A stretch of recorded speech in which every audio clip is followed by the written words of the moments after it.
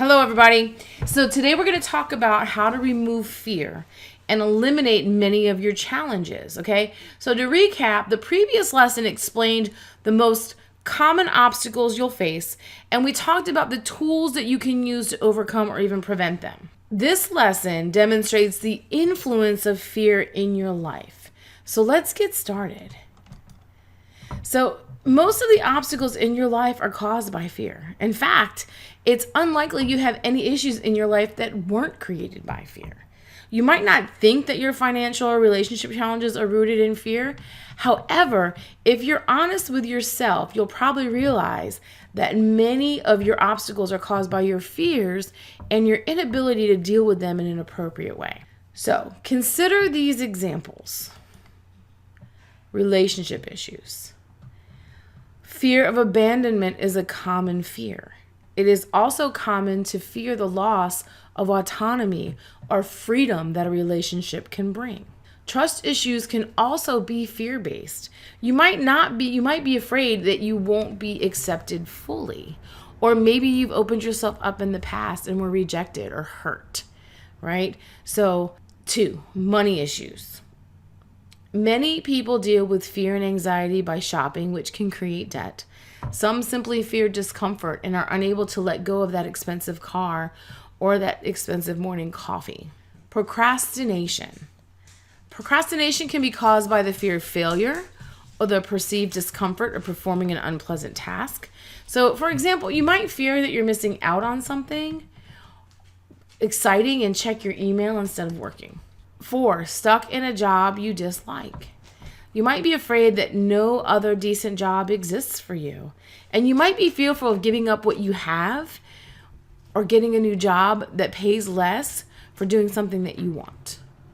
Okay? Or maybe for something that's unknown that you might not even excel at. Okay? You might be afraid of going through the application process and competing for a better job. So these are just a few examples, and consider the other parts of your life that are challenging. Can you see how fear is having a negative impact? Right? So just pause right here and just think about those things, and just the 5 that we talked about, right? The relationships, the money issues, procrastination, or being stuck. Can you see that it might be fear of the unknown, fear of being challenged, fear of trying something new, fear of opening yourself up and not being accepted, fear of rejection, fear of judgment? I know I face that struggle myself, right? I know that I need to put myself out there more, put my face out there more. But because of some things that have been said to me in the past, I'm not going to lie, and some of them were just anonymous online people, and some were people who actually said them to my face. And I don't think they were intentionally trying to be mean or to do anything, but it makes me not want to put myself out there a little bit more, right? It is natural, and it can have a negative impact, right? Because we get stuck on the one thing, and I constantly have to remind myself that I can't let those handful of people stop me from helping maybe the hundreds of people that I can help. And so that's the affirmation I use when I do that. All right, so you need to realize that fear is uncomfortable, and it isn't a good reason to avoid doing something, right? Fear is helpful if you're considering doing something physically dangerous. But at the end of the day, it is simply a feeling, right? So the acronym that you have heard is what is it? Fear is facing, what is it? False evidence appearing real is what people say fear can stand for, right? So it is a feeling. It is something you're building up in your mind, okay? Now, I want you to think back to something. Again, let's use our past. Something that you were so afraid of, and when it actually happened, was it as bad as you thought it would be? Right? So go back and find that. And the answer is usually no. It's usually not. Usually we've built it up to be this big, huge thing that when it actually happens, it's not as bad as we thought. Okay.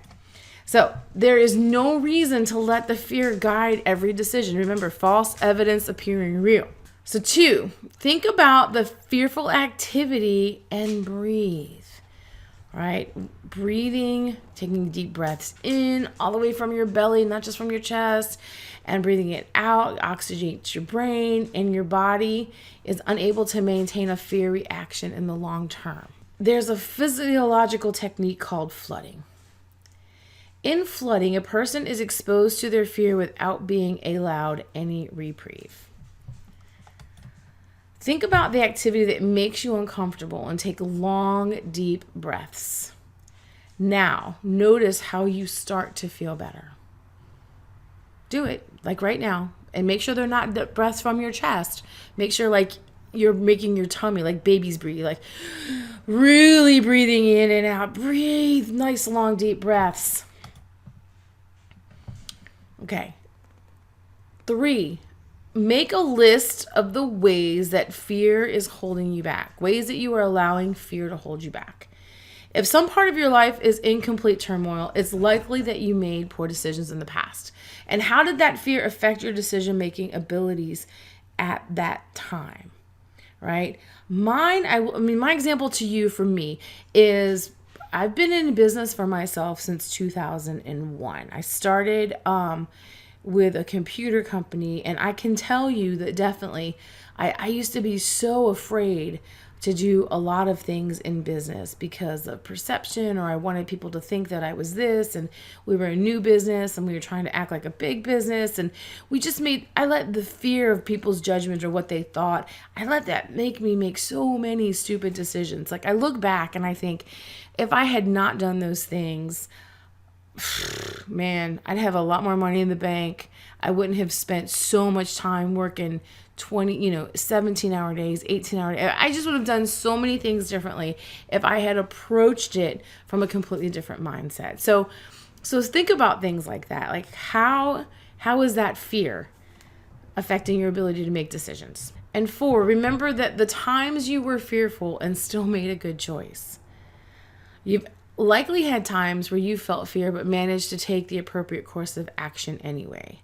And this is one that I go back to a lot, right? So I'm 19, I'm in the Army, first time, a lot of first, right? I graduated from high school, went straight to basic, straight to AIT. I got stationed overseas in Germany.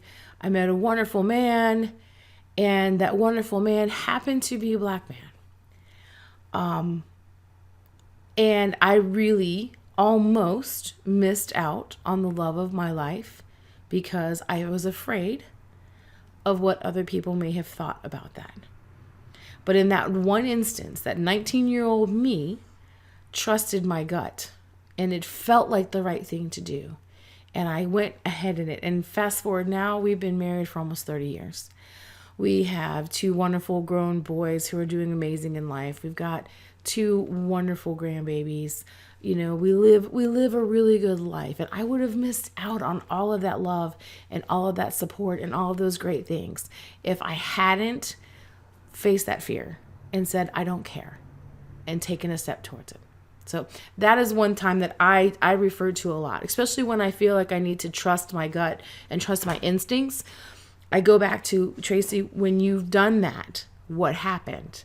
And it helps me take that leap sometimes. So that's what works for me. And I challenge you to find that for you too. Like, where did you get afraid and you took the step anyway and you had a positive outcome? Okay. Remind yourself of those times and remember how strong you can be, that you have been. It is part of who you already are. It's not something you have to grow into. You have this in you already. You just have to remember it. All right? Practice dealing with discomfort. Take a situation that you find mildly uncomfortable. Mildly. Perhaps it's eating peas or talking to an attractive member of the opposite sex.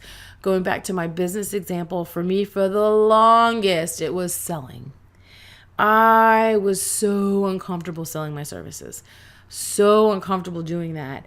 And I met a man, his name was Art Radke.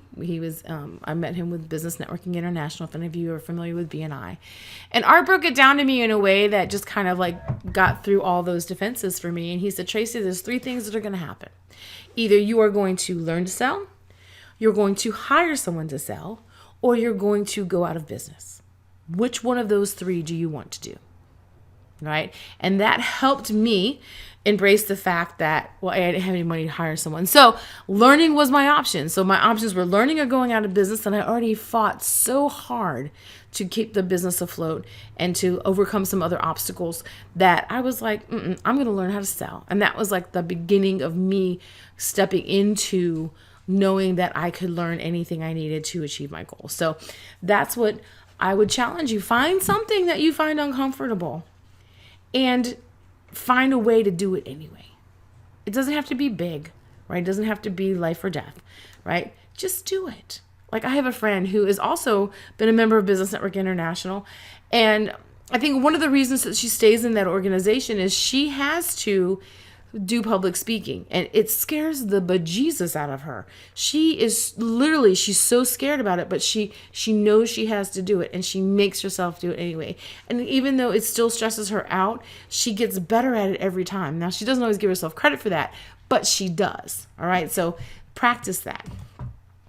Force yourself to deal with small doses of the discomfort, and then increase your level of exposure over time. Okay.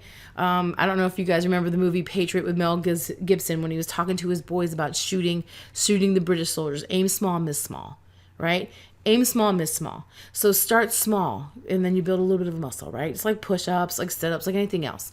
You start small, you get some success. Go a little bit bigger, just a little bit. More success. Just a little bit more success, okay? Although it's challenging to give up the habit of avoidance, you'll be surprised not only how much you can tolerate, but how much easier it gets and how much better you get at doing it once you get into that mode. So I challenge you to do that. Number 6, realize that discomfort and fear are frequently good things. So if you're not doing anything that makes you uncomfortable, you're not doing anything. Your life is likely to stay exactly the same, right? Exactly where it is. And if you're happy with that, that's good. But if you're taking this course, it's not because you're not happy with that. You know that you've got something holding you back and you don't want to stay there, right? It's only when you push your comfort level that new things can begin to happen. It's just going in there and trying it and doing it and being it and getting those muscles built. Fear is the most common cause of challenges in life. Fear of the unknown, fear of rejection, fear of failure, fear of not being good enough, fear. Every single person on this planet has these fears. I don't care who you are. I don't care who you are. Do your own research. Like I mentioned in one of the other trainings about Michael Jordan and that documentary, The Last Chance. Most of them, you look at famous actors and actresses who had success but ended up overdosing or committing suicide. It's because they felt the same ways, right? They just handled it poorly. Okay, so learn to work through your fear and gain the ability to make positive choices. You're going to boost your self-esteem and you're going to have fun. I know it doesn't feel like it right now, but I promise you, my students always say when I say it's fun, they know it's going to be like, ugh. But I tell them it's fun. It is fun. Learn to embrace the discomfort as a positive sign that your life is about to change for the better. Okay, so get started right now. Get started today. So in the next lesson, we're going to provide a way to deal with your challenges quickly and simply. And that doesn't necessarily mean easy, okay? But first, here's what you need to do today, right? You're not getting off that easy. We challenged you, but now I want you to journal this out. Become more adept at dealing with discomfort in your daily life. Now, this is going to be a little challenging because we're programmed to seek out comfort. We're so quick to respond to any form of discomfort, and our ability to withstand it is compromised. But we're going to rebuild that ability in you. Okay, we're rebuilding that right now. So here are a few ideas to stimulate your thinking. When you have the urge to when you have the urge to eat, make yourself wait another 30 minutes. When you feel like quitting a task, persist for another 15 minutes. Have challenging conversations instead of avoiding them. Okay, now it's a challenge, right? This is a challenge, but have it. have it. And refuse to engage in your most common avoidance/distraction techniques. Cell phone, internet, TV, reading a book about a serial killer. That would be me. All right. So I want you to take on each one of these things, and I want you to journal how you felt before. And then I want you to write out how you felt after. And just kind of say, like, what did you learn? And just kind of like give yourself a yay me, right, for getting it done. All right. So that's it for today. And then I will see you next time.